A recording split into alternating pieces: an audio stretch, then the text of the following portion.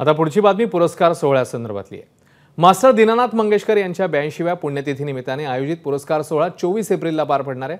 यांना अमिताभ बच्चन यांना विशेष लता मंगेशकर पुरस्कार देऊन सन्मानित करण्यात येणार आहे। दीनानाथ नाट्यगृह येथे हा सोहळा पार पडेल। मंगेशकर प्रतिष्ठानतर्फे दरवर्षी संगीत, नाटक, कला, वैद्यकीय, पत्रकारिता आणि सामाजिक कार्यक्षेत्रातल्या दिग्गजांचा सन्मान केला जातो आणि त्यांना पुरस्कार प्रदान करण्यात येतो।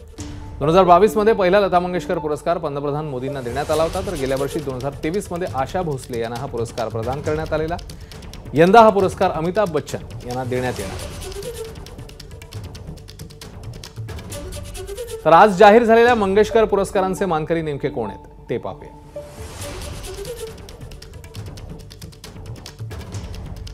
ए.आर. रहमान संगीत क्षेत्रासाठी, अशोक सराफ नाट्य आणि चित्रपट,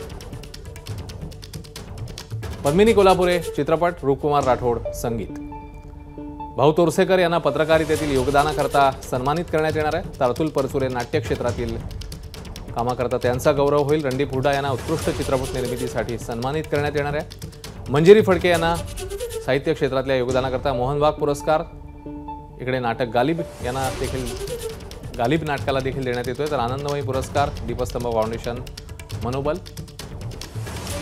असे पुरस्कार देण्यात येत आहेत।